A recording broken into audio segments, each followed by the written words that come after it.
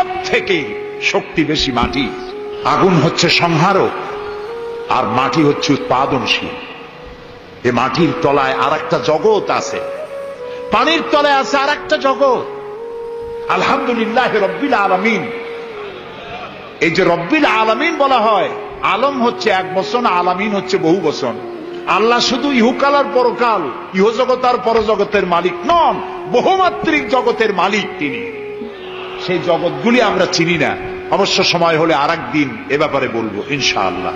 মাটির তলায় কি জগৎ, সাগরের তলায় কি জগৎ, ও বোঝে নাই, ও তো শয়তান, ও এরকম বলে বসলো। আল্লাহ তাআলা বললেন ইন্নাকা রাজিম, তুই মরদুদ, আমার হুকুমের অবাধ্য হয়েছিস, বেরিয়ে যা, তোর জীবনের সমস্ত ইবাদত আমি পণ্ড করে দিলাম।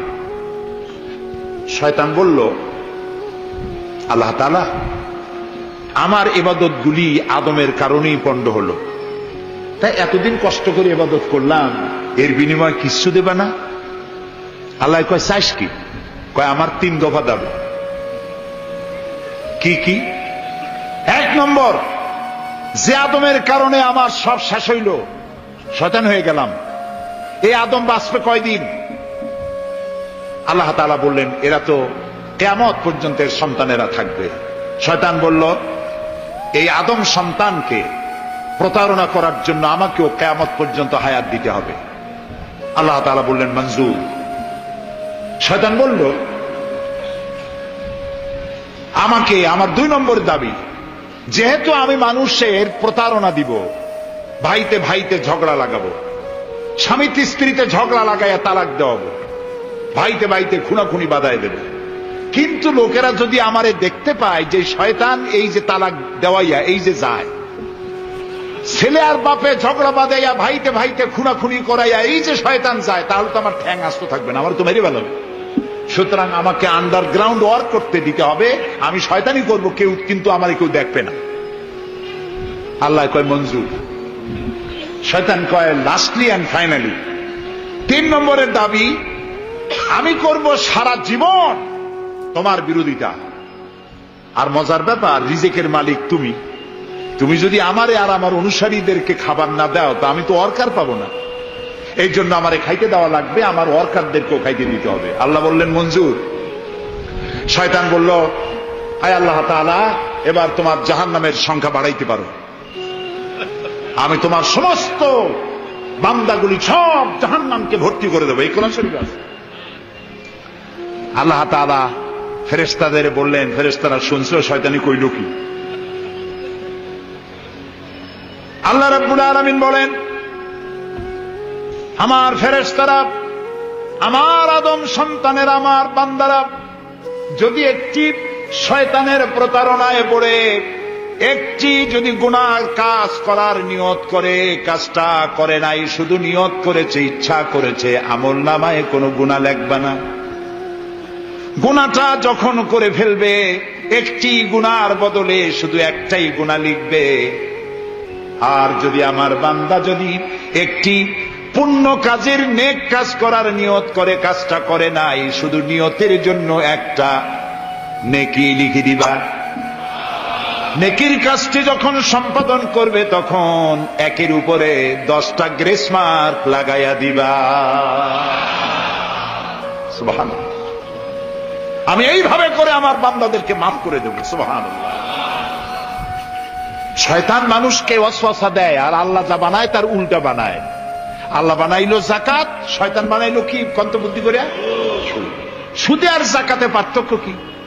সুদ হচ্ছে ধনীদের গরিবদের কাছ থেকে নাও, ধনীদের দাও, আর যাকাত হচ্ছে ধনীদের কাছ থেকে নাও, সব গরিবদেরকে বন্টন করে দাও। সুবহানাল্লাহ। এর নাম যাকাত। আর এই কাজটি করার দায়িত্ব আল্লাহ দিলেন সরকারকে। সূরা হজ আল্লাহ রাব্বুল আলামিন বলেন আল্লাযীনা ইম্মাক্কান্নাহুম ফিল আরদ আকামুস সালাত ওয়া আতাউজ যাকাত ওয়া আমারু বিল মা'রুফি ওয়া নাহাউ আনিল মুনকার ওয়া লিল্লাহি আকিবাতুল উমুর। আমি যদি মুমিন বান্দার ক্ষমতা দেই, তারা 4 দফা কাজ করবে। কয় দফা বলেন? 1 নম্বরে মুমিনেরা ক্ষমতায় গিয়ে নামাজ প্রতিষ্ঠা করবে। 1 নম্বর কাজ নামাজ প্রতিষ্ঠা করবে। ক্ষমতায় গিয়ে তারা অর্ডার করবে বেলা 1টার সময় সমস্ত কোর্ট কাছারি আদালত শিক্ষা প্রতিষ্ঠান কল কারখানা সব বন্ধ হবে আধা ঘন্টার জন্য। জোহরের নামাজ আর দুপুরের খানার বিরোধী। নামাজ শেষ আবার কাজ করতে আসো। নামাজ বাধ্যতামূলক। নামাজ যদি বাধ্যতামূলক হয় তাহলে তার সুফল কি? তার সুফল হলো এসপি যদি বাধ্যতামূলক ভাবে নামাজ হয় আর এসপি যদি মসজিদের ইমামতি করে দারোগাদের নিয়ে অফিসারদের নিয়ে, দারোগা যদি ওসি যদি থানায় পুলিশদের নিয়ে তার ইমামতিতে নামাজ হয়, এমপি যদি তার এলাকার অফিসার দিয়ে নিয়ে ইমামতি করে নামাজে, মন্ত্রী যদি তার এলাকার লোক নিয়ে অফিসারদের নিয়ে সচিবালয় ইমামতি করে, এই মন্ত্রী এই এমপি এই ওসি এই এসপি এদেরকে পিটাইয়াও ঘুষ খাওয়ান যাবে? যাবে না। যে বিশ্ববিদ্যালয়ের ভাইস চ্যান্সেলর নামাজ বাধ্যতামূলক হওয়ার কারণে মসজিদের ইমামতি করবেন, শিক্ষক শিক্ষয়িত্রী ছাত্র ছাত্রী 5 ওয়াক্ত নামাজ যে বিশ্ববিদ্যালয় জামাতে আদায় করবে, ওরা কি মাস্তান গুন্ডা সাদাবাজ হবে? হতে পারে না। এই জন্য সরকারের প্রথম দায়িত্ব হবে, কে বলতেছেন? কার কথা শোনাইতেছি? প্রথম দায়িত্ব হচ্ছে নামাজ প্রতিষ্ঠা করো। 2 নম্বরে যাকাত আদায় করো। 2 নম্বরে কি? যাকাত আদায় করো। এই যাকাত গভর্নমেন্ট আদায় করবে। আল্লাহর কায়দাটা কি দেখেন, এর মধ্যে সিগনিফিকেন্স কি? গভর্নমেন্ট আদায় করবে কেন? আমরা দিলে হবে না কেন? আমরা দিলেও হবে যদি ইসলামী সরকার না থাকে। ইসলামী সরকার হলে অর্থাৎ আল্লাহর বিধান কায়েম হলে যাকাত কালেকশন করবে গভর্নমেন্ট। এখানে একটা সাইকোলজিক্যাল ব্যাপার আছে। আমি যদি অধ্যক্ষ রশিদ খান সাহেবের কাছে আমি বলি যে আমি গরিব মানুষ, আমার কিছু সাহায্য করেন, উনি যদি আমাকে সাহায্য দেন যাকাত থেকে অথবা কোনো দয়া করে কিছু পয়সা দেন, চিরটা কাল ওনাকে দেখলে পরে আমার মাথাটা একটু নত হয়ে যেতে পারে। আল্লাহ চান না তার কোন বান্দার মাথা আর একটা গোলামের সামনে নত হোক। সেই জন্য আল্লাহ চান সরকারের কাছ থেকে নাও, তোমার মাথা উঁচু থাকুক। সুবহানাল্লাহ কইতে ইচ্ছা করে না? এ মাথার অনেক দাম। যেখানে সেখানে সেজদা দিয়েন না। পীর বুজুর্গ দেখলেই পায়ের উপরে পড়ে যায়েন না। কদম বসি করতে ইচ্ছা করে করেন, আমি বাধা দেব না, কিন্তু মাথাটা নিচু করেন না। মাথাটা আল্লাহ ছাড়া কারো সামনে নত হতে পারে না। এই মাথার অনেক দাম। আপনার বডি চেনাই যাবে না যদি মাথা না থাকে। আপনার মা অথবা স্ত্রী ছাড়া মস্তকবিহীন বডি চেনা কঠিন। এটা বডির আইডেন্টিটি। এই জন্য দেখবেন পৃথিবীর সমস্ত প্রাণী খাবারের সময় রুজির উপরে রিজিকের উপরে মুখ লাগাইয়া খায়। গরু বাছুর মুরগি হাঁস হাতি বাঘ ভল্লুক ময়না টিয়া সব খাবারের উপরে মুখ লাগাইয়া খায়। কেবলমাত্র মানুষ খাবারের সময় খাবারটা মাখাইয়া মাথা উঁচু থাকে এখানে দেয়। আল্লাহ চান রিজিকের সামনে আমার বান্দার মাথা নত হবে না। মাথা নত হবে তো রাজ্জাকের সামনে নত হবে, রিজিকের সামনে নয়। সুতরাং গভর্নমেন্টের কাছ থেকে নাও, তাহলে তোমার মর্যাদা ঠিক থাকবে, কোনো ব্যক্তির কাছ থেকে নয়। গভর্নমেন্ট কালেকশন করবে, গভর্নমেন্ট বিতরণ করবে। এরপরে দারিদ্র বিমোচন ইসলামের সব থেকে বড় প্রোগ্রাম, দারিদ্র বিমোচন করা। কারণ কি? কারণ হলো আমার রাসূল বলেছেন কাদাল ফাকরু আইয়াকুনা কুফরা। দারিদ্র মানুষকে কুফরির মধ্যে ঠেলে দেয়। তার নামাজ রোজা থাকে না, আল্লাহ রাসূল থাকে না। দরিদ্রের ধর্ম একখানা রুটি, সে তখন পূর্ণিমার চাঁদকে রুটির মতো দেখে। আছে না একটা কবিতা এরকম, পূর্ণিমার চাঁদ যেন ঝলসানো রুটি, তখন তার ধর্ম হয়ে যায় এটা। এই জন্য রাসূলুল্লাহ বলেছেন কাদাল ফাকরু আইয়াকুনা কুফরা। রাসূলুল্লাহর একটা ব্যাংক ছিল, সেই ব্যাংকের নাম ছিল বাইতুল মাল। এই বাইতুল মাল ব্যাংক যেদিন তিনি এর ইনোগ্রাল সেশন উদ্বোধনী দিন, আমাদের ব্যাংকগুলি উদ্বোধন করার সময় কত শামিয়ানা গেট তোরণ ইত্যাদি করা হয়। রাসূলুল্লাহর ব্যাংক উদ্বোধন করা হলো মসজিদে নববীর ভিতরে, খেজুর গাছের খুঁটি আর খেজুর গাছ উটের পশম, খেজুর গাছের পাতার মাটি এই দিয়া ছাদ। উপরে যদি বৃষ্টি হয় আধা ঘন্টা, নিচে বৃষ্টি পড়ে 1.5 ঘন্টা, পাতার ট্যাপট্যাপানি। এরকম একটা মসজিদের ভেতরে বসে রাসূলুল্লাহ ব্যাংক উদ্বোধন করলেন আর বললেন, বুখারীর হাদিস, মান তারাকা দায়নান আও দিয়ান ফালাইয়া। আমার রাষ্ট্রের ভিতরে কোন মানুষ যদি ঋণগ্রস্ত অবস্থায় মারা যায় আর তার ঋণ পরিশোধের অর্থ যদি না থাকে, তাহলে তার ঋণ পরিশোধের দায়িত্ব আর তার বিবি বাল বাচ্চা প্রতিপালনের দায়িত্ব আমি মুহাম্মদ আমার কাঁধের উপরে নিয়ে নিলাম। দারিদ্র বিমোচনের জন্য নবী করিম সাল্লাল্লাহু আলাইহি ওয়াসাল্লাম মানুষকে কাজ দিয়েছেন, ভিক্ষা কম দিয়েছেন। কেউ চাইলে, রসুলের আদত মুবারক ছিল, কেউ কিছু চাইলে পকেটে হাত দিতেন, থাকলে দিতেন। জীবনে একদিনের জন্য কাউকে না বলেন নাই।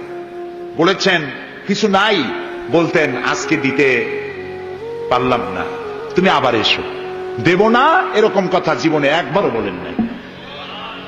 সুবহানাল্লাহ। শুধু দিয়েছেন, কিছু নেন নাই। আল্লাহ, সারা জীবন মানুষের কষ্ট বুকের উপরে ধারণ করেছেন, কাউকে কষ্ট দেননি। ক্ষুধার্ত মানুষের দুয়ারে দুয়ারে গেছেন, নিজে ক্ষুধায় কষ্ট করেছেন। হযরত আবু বকর ওমর মসজিদে নববীর ভেতরে বসে অসময় বসে আছেন। রাসূলুল্লাহ দিনের বেলায় জিজ্ঞেস করলেন, তোমরা এই অসময় এখানে কেন? তারা বললেন, আমরা ক্ষুধার্ত, 2-3 দিন কিছু খাই না। রাসূলুল্লাহ বললেন, আমারও তো একই অবস্থা, চলো। 3 জন বেরিয়ে গেলেন। মসজিদে নববীর পাশেই ছিল হযরত আবু আইয়ুব আনসারী রাদিয়াল্লাহু তাআলা আনহুর বাড়ি। আমি 1973 সনে স্বাধীন বাংলাদেশের প্রথম হজ আমি করেছিলাম। 4733 টাকা ছিল বিমানের ভাড়া।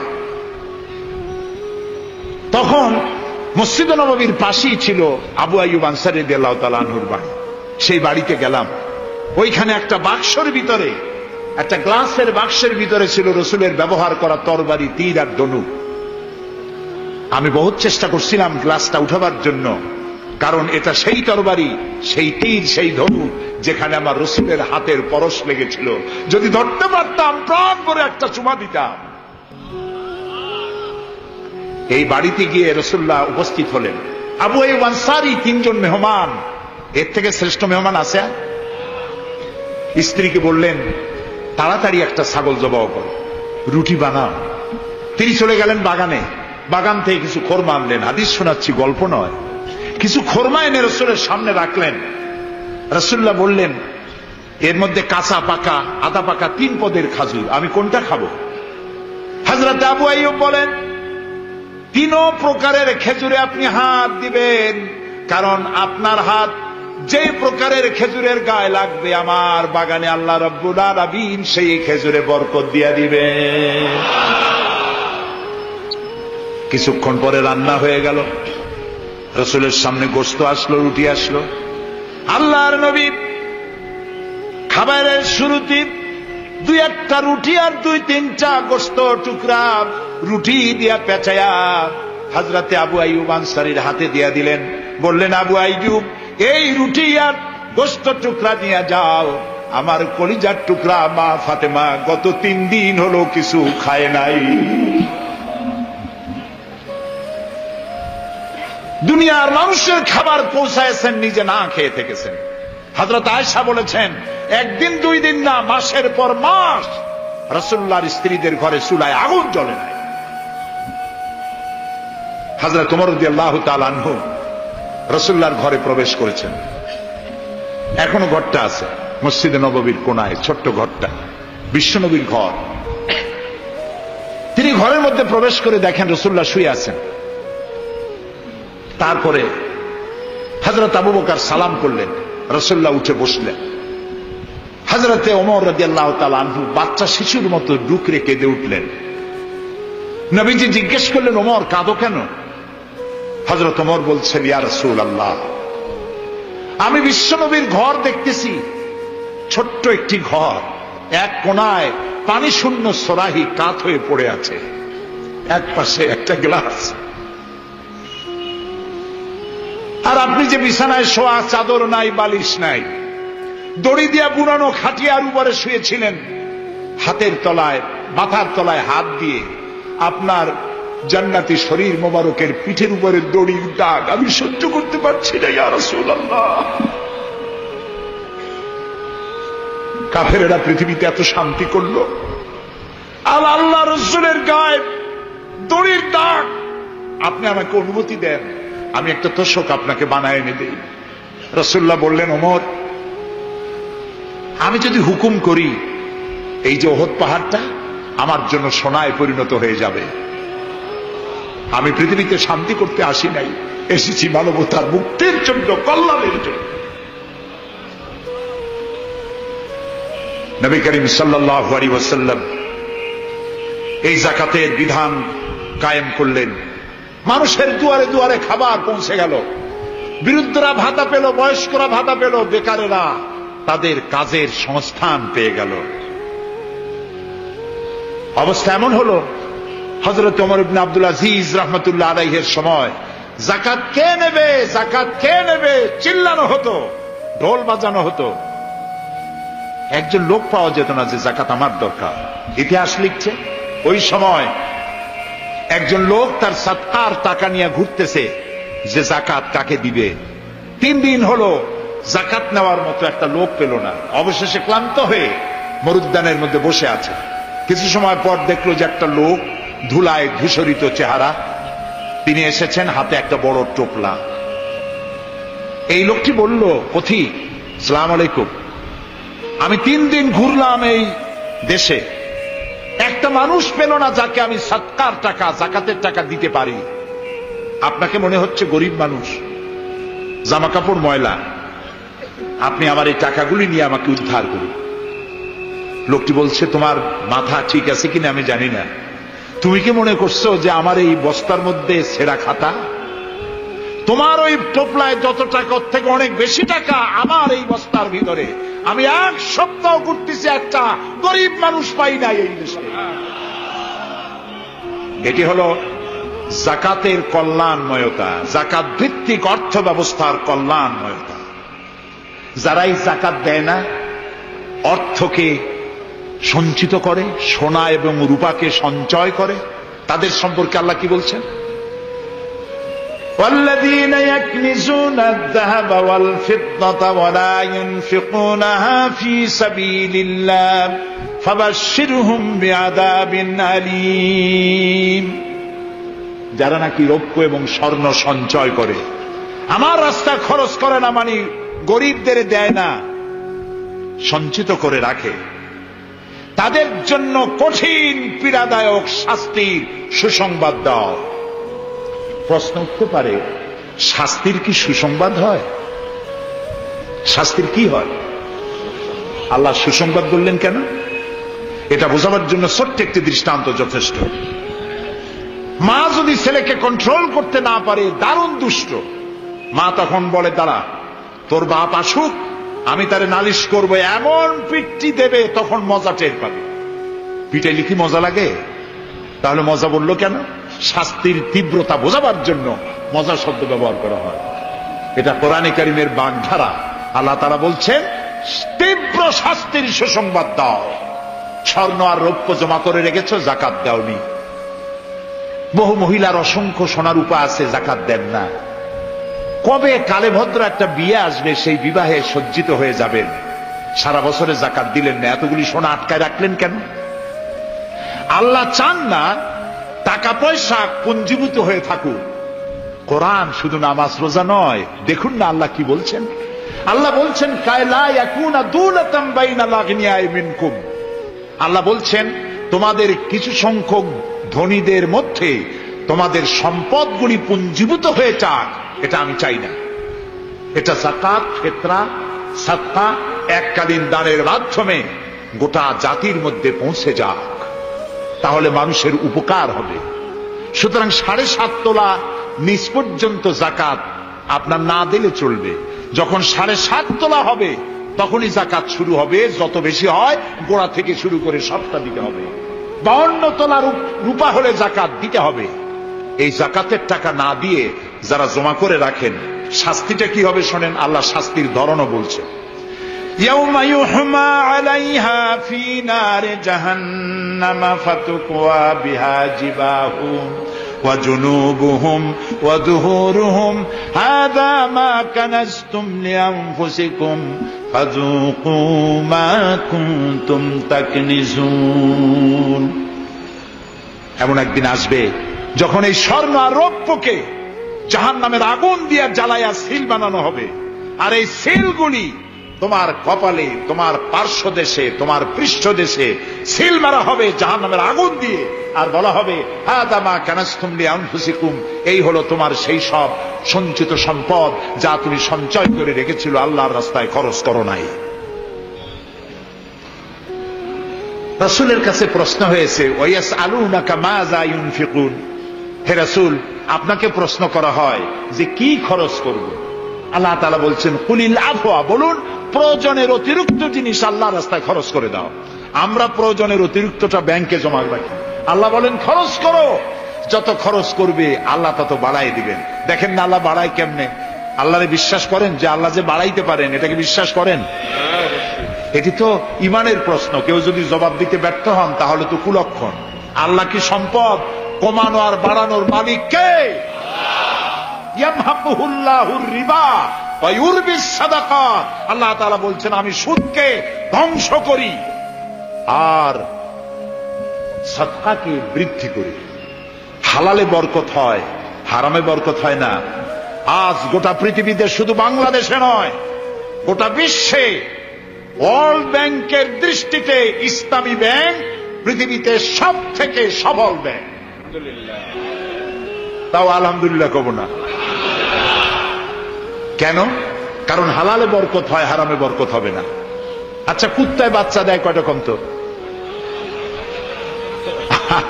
ওর তো ফ্যামিলি প্ল্যানিং নাই, জনমের মতো হয়।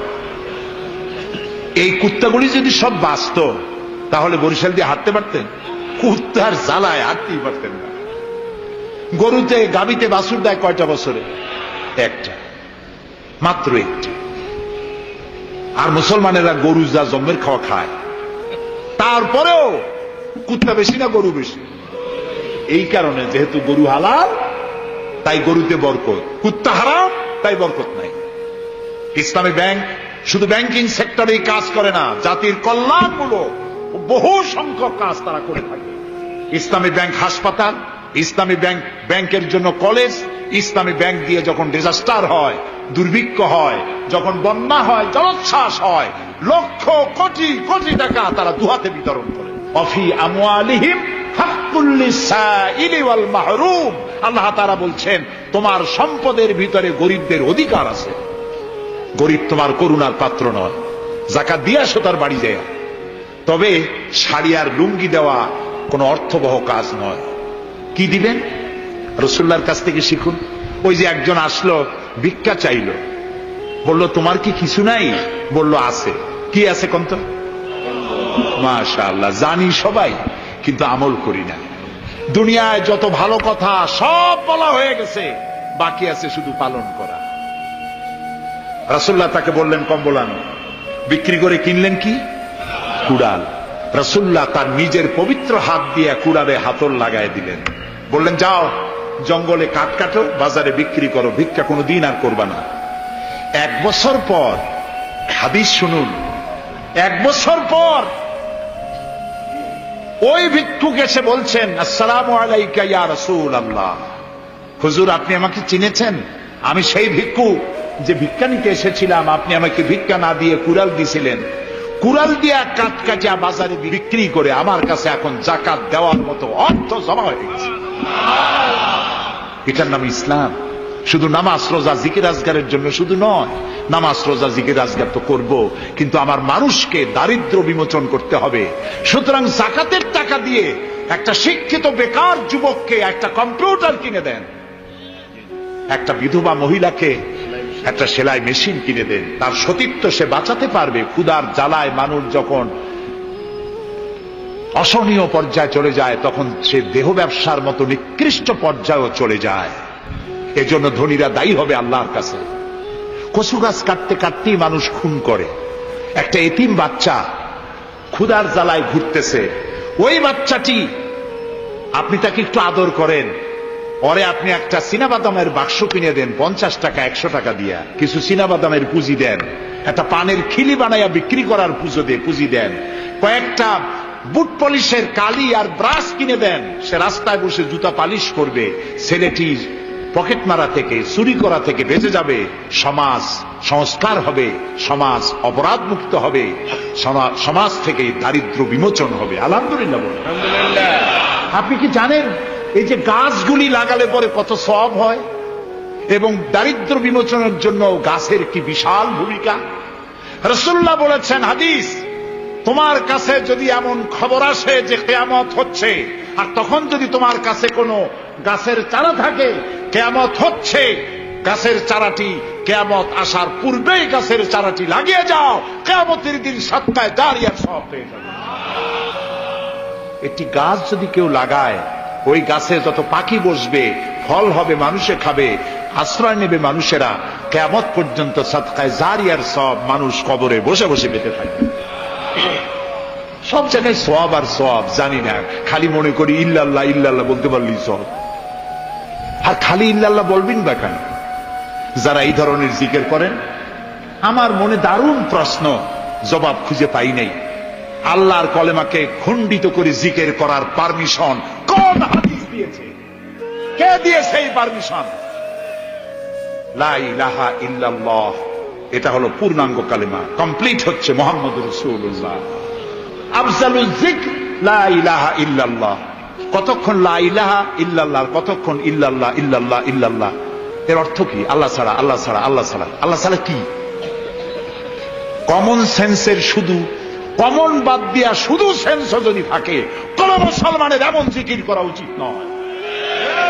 তবে common sense is very uncommon. দুর্ভাগ্য জাতি। প্রিয় ভাই, সব দারিদ্র বিমোচনের জন্য আল্লাহ তাআলা এসব ব্যবস্থা করে রেখেছেন। কাজ করে খাও, আয় থেকে দায় শোধ করো। আপনার পুকুর কেটে চতুর্দিকে পুকুরের কান্দায় পেঁপে গাছ লাগান, কলা গাছ লাগান।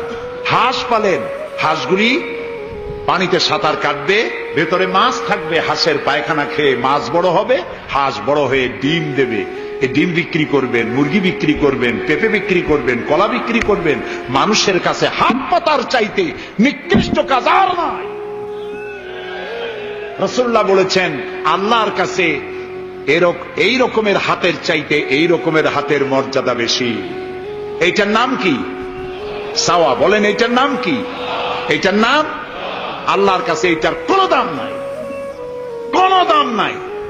আল্লাহর কাছে দাম এইটা।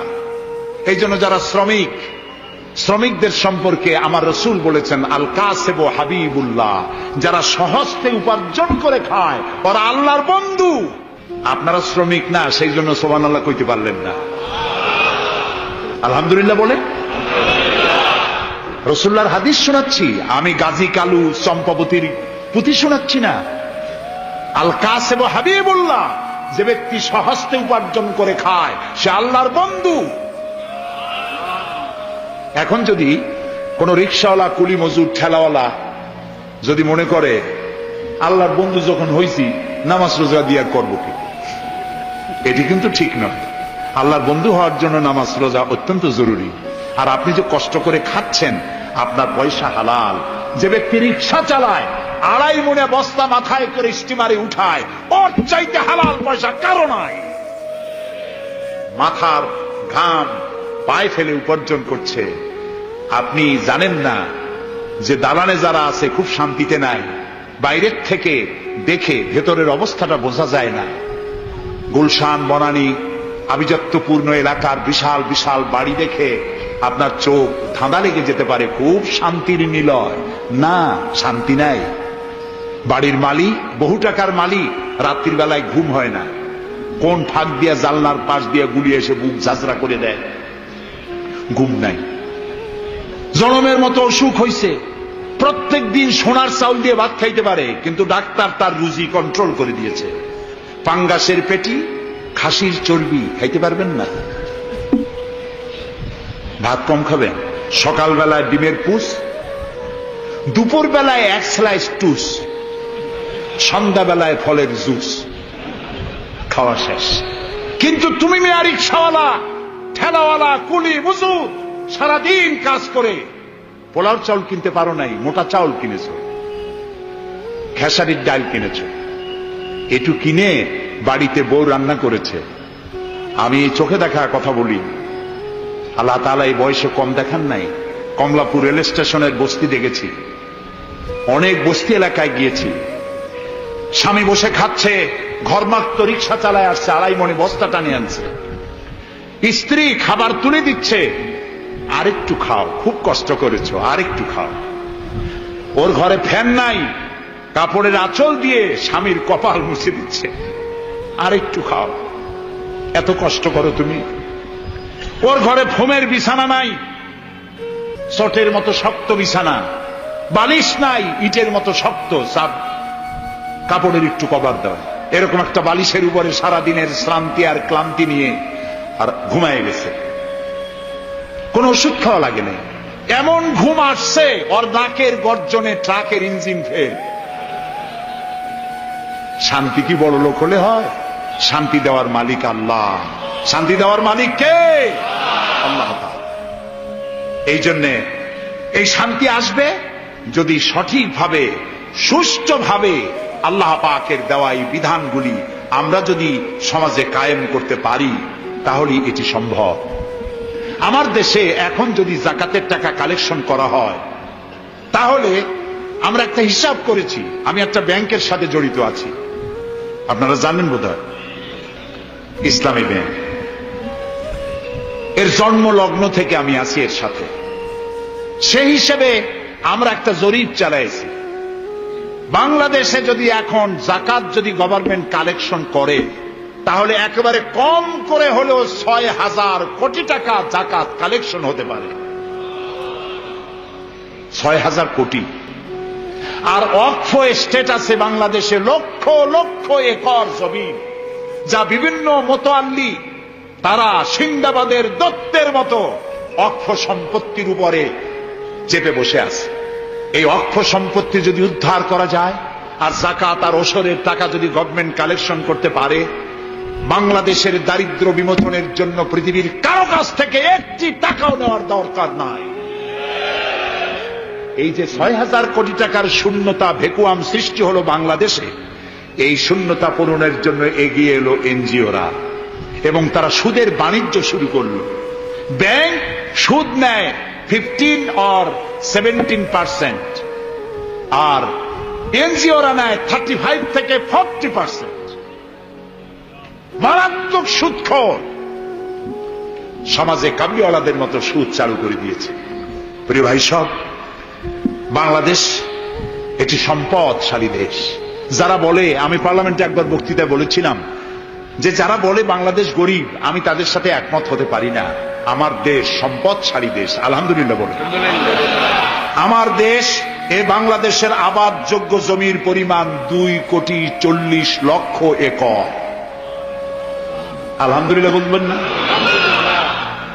এখানে বনজ সম্পদ আছে 32,53,860 কিলোমিটার বর্গমিটার নিয়ে, বর্গমাইল জুড়ে। এখানে আল্লাহর হিকমতটা দেখেন।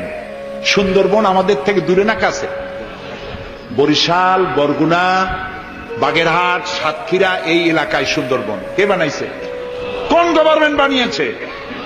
কেন আজ অন্য জায়গায় বানানো হলো না কেন? উত্তরবঙ্গে বানাইলো না কেন? কারণ আমাদের বঙ্গোপসাগর হলো সাইক্লোন জোন। এখান থেকেই ঘূর্ণিঝড়ের উৎপত্তি হয়, সাইক্লোন জোন। 240, 80, 300 অথবা সহস্র মাইল স্পিডে বা 500 মাইল স্পিডে ঝোড়ো হওয়া প্রবাহিত হওয়ার জন্য ঘূর্ণিঝড় প্রস্তুতি দেয়। আবহাওয়া বার্তা দিয়ে তা শোনানো হয়। উপকূলীয় এলাকায় যদি আল্লাহ তাআলা সুন্দরবন তৈরি না করতেন, তাহলে সমুদ্রের ঘূর্ণিঝড়ের প্রথম ধাক্কায় কুয়াকাটা, পটুয়াখালী, বরগুনা, সাতক্ষীরা, পিরোজপুর, বাগেরহাট, বরিশাল প্রথম ধাক্কায় উড়ে চলে যেত। আল্লাহ তাআলা কি দয়া, সুন্দরবন বানাই দিয়ে প্রোটেক্টেড করছেন। তাও আমরা সুবহানাল্লাহ বলবো না। এই সুন্দরবন রক্ষার জন্য গভর্নমেন্ট পাহারাদার লাগিয়েছে, কিন্তু পাহারাদারেরা নিজেরাই রক্ষকরা হয়েছে ভক্ষক, জন্মের খাওয়া খাইতেছে। আল্লাহ দেখলেন যে এরা তো এই ধরনের মানুষ খুব বেকায়দা, সেই জন্য আল্লাহ তাআলা নিজেও কিছু পাহারার ব্যবস্থা করলেন। সেই পাহারাদার কে? Royal Bengal tiger. যদি সামনে পড়েন 10 কোটি টাকা ঘুষ দেবেন, এ কথা শুনলেও আপনারে ছাড়বে না। যাতে বংশানুক্রমে পৃথিবীর মানুষ, দেশের মানুষ এগুলি ভোগ দখল করতে পারে, আল্লাহ সেই জন্য পাহারাদার রেখে দিয়েছেন। সুবহানাল্লাহ। আমার দেশে রয়েছে পানি সম্পদ। বাংলাদেশের ছোট বড় 250টি নদ নদী আছে, যেগুলির দৈর্ঘ্য 3200 বর্গ মাইল। আছে পানি সম্পদ, আছে পশু সম্পদ, আছে মৎস্য সম্পদ, সর্বোপরি আছে এই বাংলাদেশের 14 কোটি মানুষের 28 কোটি হাত। এই হাতগুলি যদি ভিক্ষুকের হাত না হয়ে কর্মীর হাত হয়ে যায়, তাহলে আমাদের দেশ গরিব থাকতে পারে না। আমার দেশের সম্পদের অভাব নাই, যথেষ্ট সম্পদ আছে, শুধুমাত্র ইকুয়াল ডিস্ট্রিবিউশন নাই। সৎ এবং যোগ্য নেতৃত্বের অভাবে এই চরম দুরবস্থার সৃষ্টি হয়েছে। আরো হয়েছে রাজনৈতিক প্রতিহিংসার কারণে। তা না হলে আমরা পৃথিবীর মধ্যে দাঁড়ায় যেতাম। যুদ্ধ বিধ্বস্ত জাপান কোথা থেকে কোথায় গেল? উত্তর কোরিয়া আমেরিকাকে চ্যালেঞ্জ করছে। থাইল্যান্ড, যারা নারী ব্যবসা করে জীবন বাঁচাইতো, সেই থাইল্যান্ড এখন, আমি মেলবোর্ন ইউনিভার্সিটিতে আমার প্রোগ্রাম ছিল, যাওয়ার সময় ব্যাংকক হয়ে গেলাম। একটি হোটেলে আমার থাকার জায়গা ছিল। 30 কিলোমিটার লম্বা ফ্লাইওভার ব্যাংককে। বিল্ডিংগুলি দেখতে হলে এরকম তাকালে মাথা টুপি পড়ে যায়, এত উঁচু উঁচু বিল্ডিং। সিঙ্গাপুর কোত্থেকে কোথায় গেল? আমরা যে তিমিরে ছিলাম সেই তিমিরেই রয়ে গেলাম। আমাদের বুঝতে হবে, আমার ইসলাম দারিদ্র্যের বিকাশের জন্য আসে নাই, দারিদ্র বিমোচনের জন্য এসেছে। সুন্দর একটি সমাজ বিনির্মাণের জন্য ইসলাম এসেছে, এবং তা গণতান্ত্রিক প্রক্রিয়ার মধ্য দিয়ে। নবী করিম সাল্লাল্লাহু আলাইহি সাল্লাম যদি বলতেন ইন্তেকালের সময় যে আমার মেয়ে নেতৃত্ব দিবে, আমার নাতি নেতৃত্ব দিবে, বলেন কার বাবার হিম্মত ছিল এটার প্রতিবাদ করার? তিনি কি তা করেছেন? না।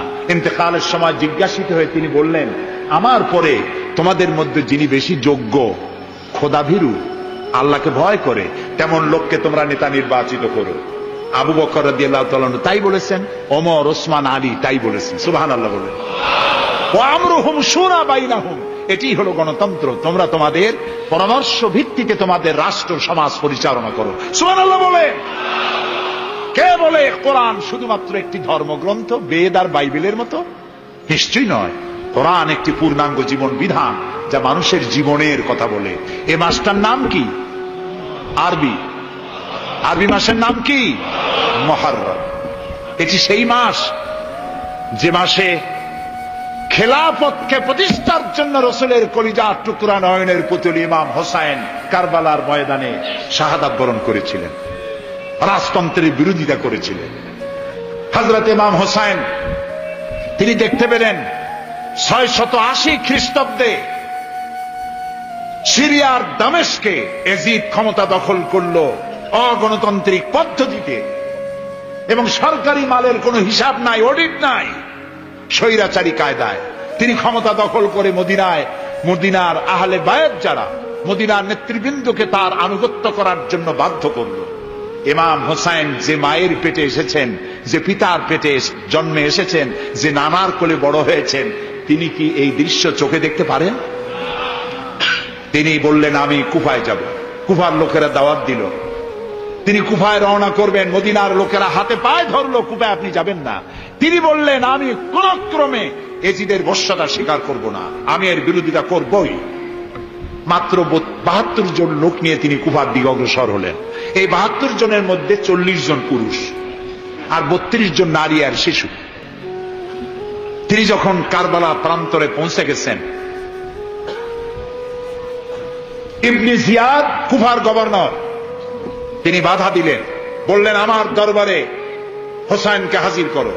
ইমাম হোসাইন বললেন, যে ব্যক্তি আল্লাহর আখিরাতকে অস্বীকার করেছে, রাসূলকে অস্বীকার করেছে, আমি তার সামনে জীবন থাকতে যাব না। রাতারাতি ইয়াজিদ 6000 সৈন্য পাঠিয়ে দিল। ইমাম হোসাইনের সাথে লোক কত?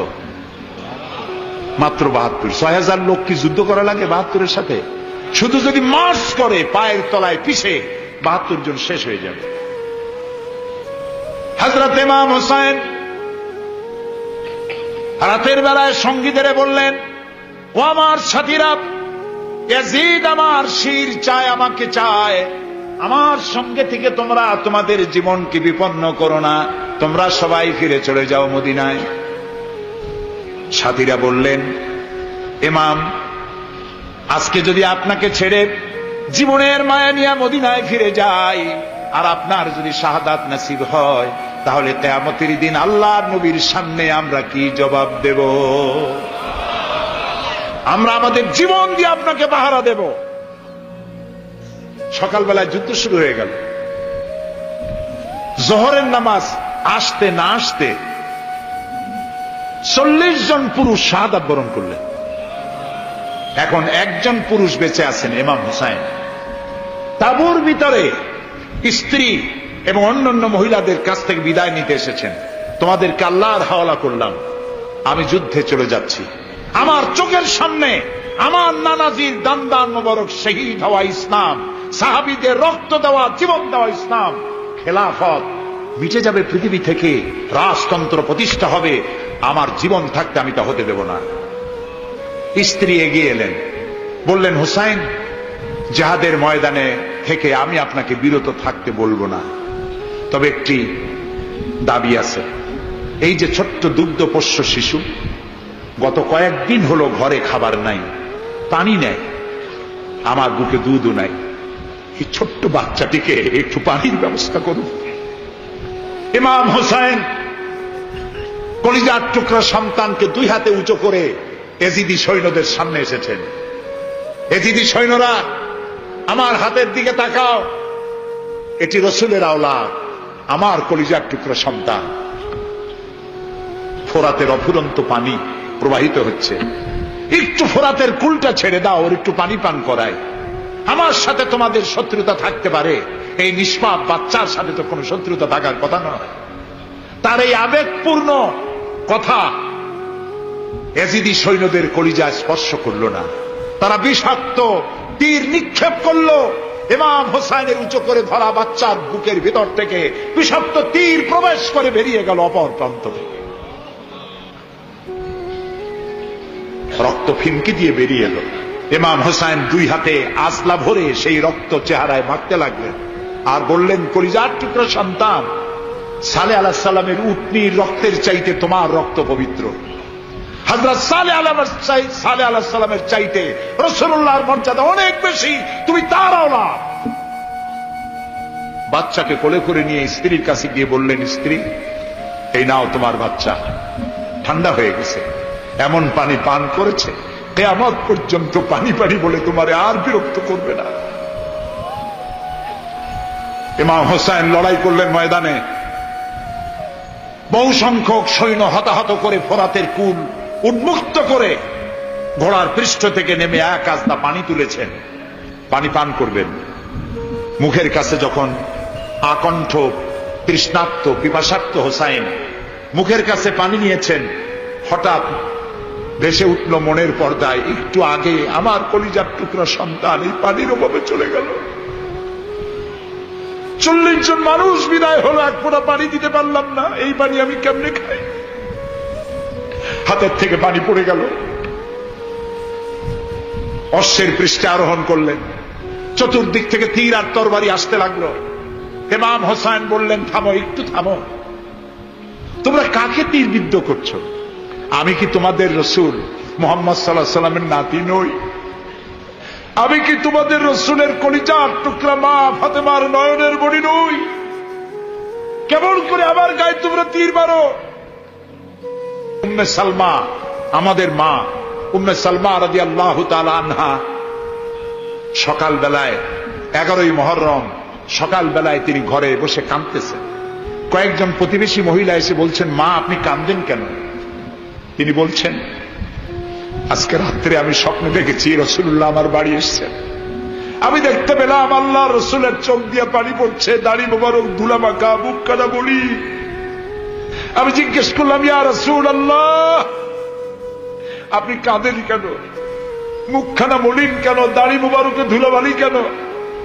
রাসূলুল্লাহ বললেন, উম্মে সালমা, তুমি জানো না আমি এইমাত্র কারবালা দেখে এসেছি।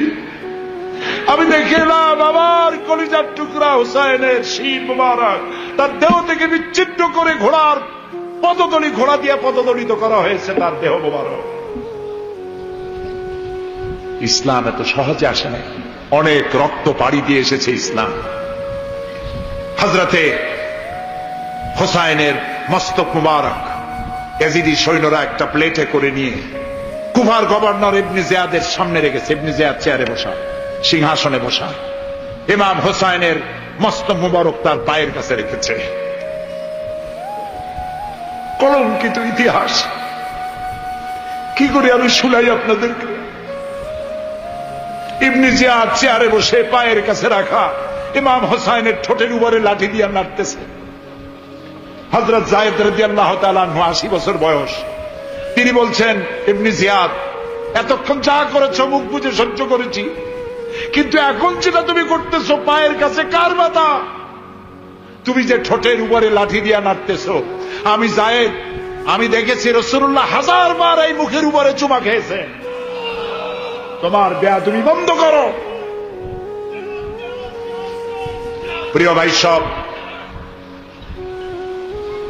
রাজতন্ত্র নয়, পরামর্শ ভিত্তিক সমাজ ব্যবস্থা প্রতিষ্ঠার জন্য আল্লাহ তাআলা ইসলাম দিয়েছেন, দ্বীন দিয়েছেন।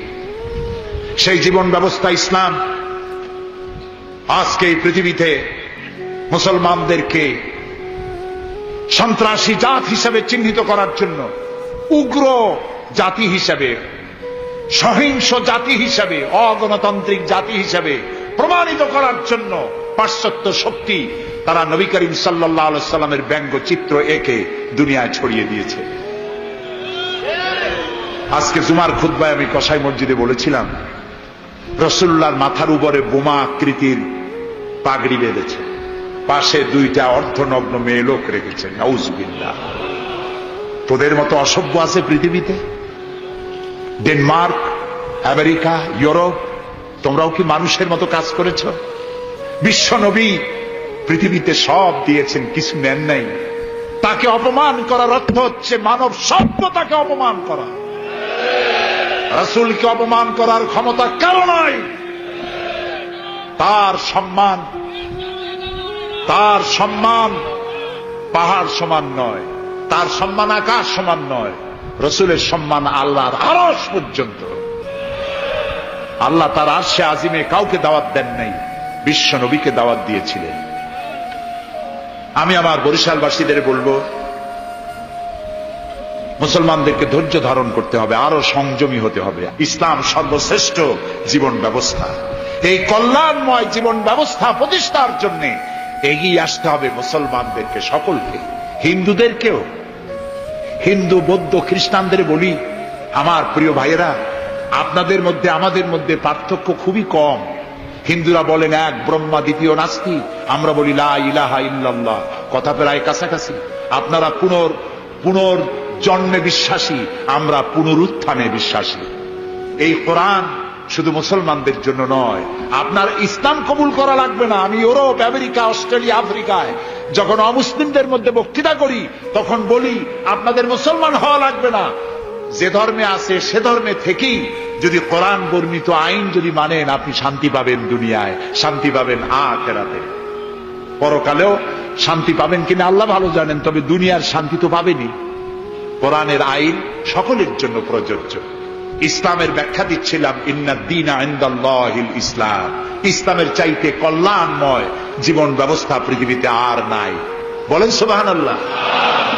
মা বোনদেরকে বলবো, আসুন ইসলামকে জানি, ইসলামকে বুঝি, ইসলামের সাথে নিজেদেরকে সম্পৃক্ত করি। এটি শুধুমাত্র নামাজ, রোজা, হজ, যাকাতের ধর্ম নয়। নামাজ, রোজা, হজ, যাকাত সহ অর্থনীতি, সমাজনীতি, রাষ্ট্রনীতি সবকিছুর সমন্বয় একটা জীবনের স্কিম, একটি পরিকল্পনা যা দিয়েছেন আল্লাহ তাআলা। সুবহানাল্লাহ। আমাদের দেশে ইসলাম এসেছে বড় বড় আলেম আর বড় বড় আল্লাহর ওলিদের মাধ্যমে ইসলাম এসেছে। হযরত খানজাহান আলী রহমতুল্লাহ আলাইহির কবর আছে না? কোথায়? বাগেরহাটে। খালি কুমির দেখেন না, ইতিহাস দেখেন। তিনি এসে, মানুষের খাবার পানি ছিল না, বড় বড় দিঘি কেটেছেন। এই ছিল তাদের কাজ। দিঘি কেটেছেন, পুকুর করেছেন, রাস্তা করেছেন, মসজিদ করেছেন। হযরত শাহজালাল রহমতুল্লাহ আলাইহি গৌর গোবিন্দের বিরুদ্ধে যুদ্ধ করা লাগে নাই, শুধু আযান দিয়েছেন, আর তাদের মূর্তিগুলির কম্পন শুরু হলো। গৌর গোবিন্দ দৌড়াইয়া পলাইয়াও কুল পায় নাই, বিনা যুদ্ধেই দখল হয়ে গেছে সিলেট। সুবহানাল্লাহ। রব্বানা যালামনা আনফুসানা ওয়া ইন লাম তাগফির লানা ওয়া তারহামনা লানাকুনান্না মিনাল খাসিরিন।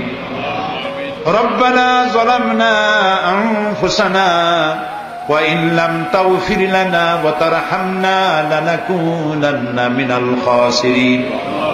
আয় আল্লাহ তাআলা, হাজার হাজার মুসলমান নরনারী দীর্ঘক্ষণ ধরে তোমার কোরআন শুনেছি, হাদিস শুনেছি, আর শেষ পর্যায়ে এসে ভিক্ষুকের মতো, কাঙ্গালের মতো গুনার বোঝা মাথায় নিয়ে তোমার দরবারে হাত তুলেছি।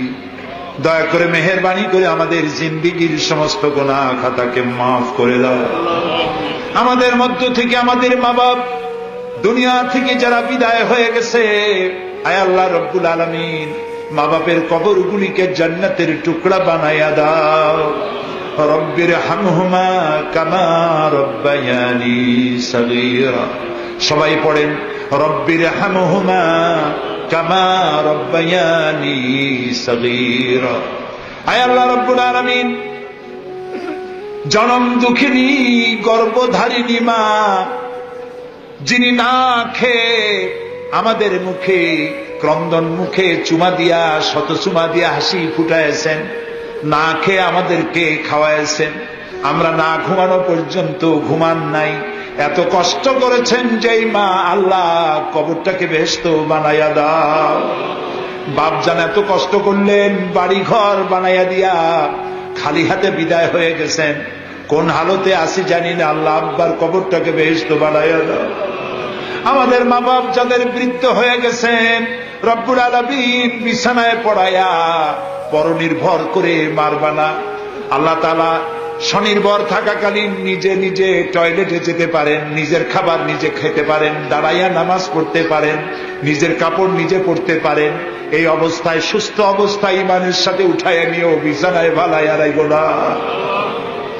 রব্বুল আলামিন, সারা জীবন আমরা গুনাহ করেছি, এত গুনাহ করেছি, তোমার আকাশের দিকে তাকাইয়া কথা বলতে লজ্জা করে, শরমে মাথা নিচু হয়ে যায়।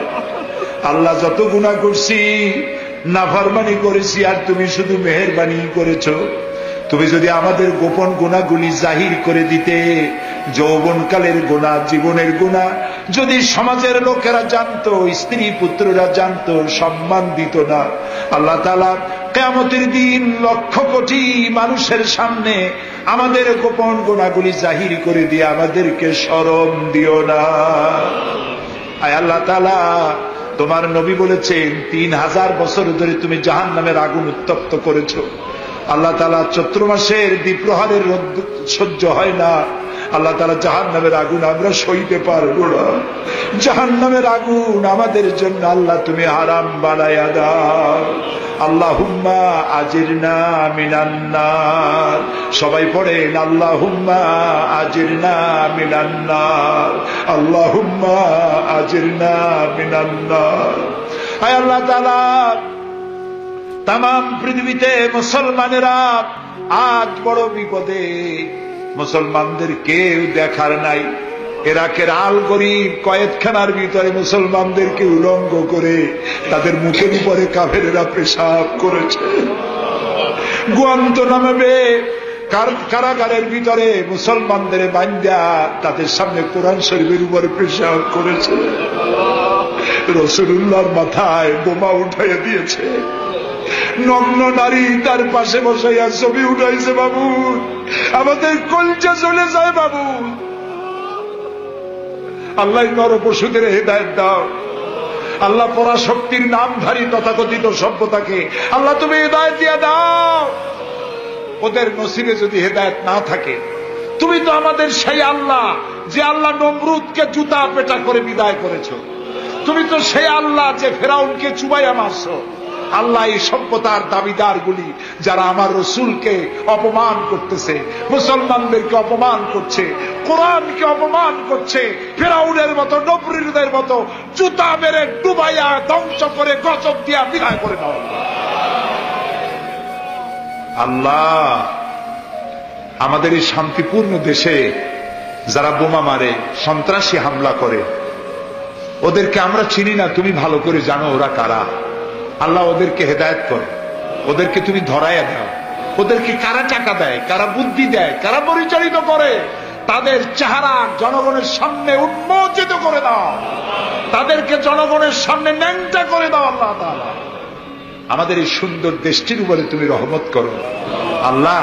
তোমাকে বলবো না কাকে বলবো, পৃথিবীতে যত মুসলমান দেশ তুমি দিয়েছো, প্রত্যেক মুসলমান দেশের পাশে আরো 2-4টা মুসলমান দেশ আছে। তুমি আমাদের দিকে তাকায় দেখো তো আমাদের অবস্থাটা কি, আমরা কোথায় যাব? আমাদের তো পালাবারও জায়গা নাই, একদিকে সমুদ্র আর 3 দিকে কারা। আল্লাহ তুমি এই বাংলাদেশটাকে দয়া করে হেফাজত করো, কারো তাবেদার বানাইও না, কোন পদসেবী পদলেহীদের গোলাম বানাইও না আল্লাহ। এই দেশের মুসলমানদের মাথায় টুপি রাখা, মুখে দাড়ি রাখার পথে বিঘ্ন ঘটাইও না। মাদ্রাসাগুলি বন্ধ করে দিয়ে আমাদের দম বন্ধ করে দিও না আল্লাহ তাআলা। এমন শক্তি ক্ষমতা এনো না যারা ইসলামকে অপমান করবে, আলেমদেরকে অমর্যাদা করবে, এমন লোকদেরকে কিয়ামত পর্যন্ত ক্ষমতা দিও না। আল্লাহুম্মা লা তারুদ্দানা খায়িবিন, আল্লাহুম্মা লা তারুদ্দানা খায়িবিন। আল্লাহ তাআলা একেবারে কিছু না দিয়ে একেবারে খালি হাতে আমাদেরকে ফেরত দিও না বাবা। আমি কয়েক সেকেন্ড আপনাদের জন্য ছেড়ে দিলাম, মাথা নিচু করেন, চক্ষু বন্ধ করেন, কেঁদে কেঁদে মনের কথা আল্লাহরে বলেন, দোয়া কবুল হবে ইনশাআল্লাহ। কোরআনের মাহফিল, দোয়া কবুল হবে ইনশাআল্লাহ।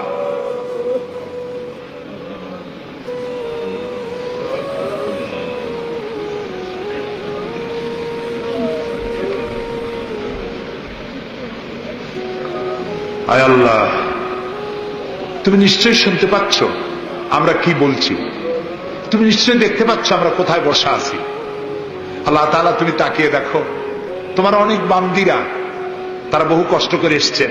আল্লাহ তোমার বান্দীদের আরজি পুরা করো, মহিলাদের মা বোনদের ব্যাধি মাফ করো, যার সন্তান নাই নিঃসন্তানীকে সন্তান দাও, যাদের ছেলে মেয়ে বড় হয়েছে বিয়ে দিতে পারে না বিয়ের ব্যবস্থা করে দাও, রুজি রুটিতে যাদের অভাব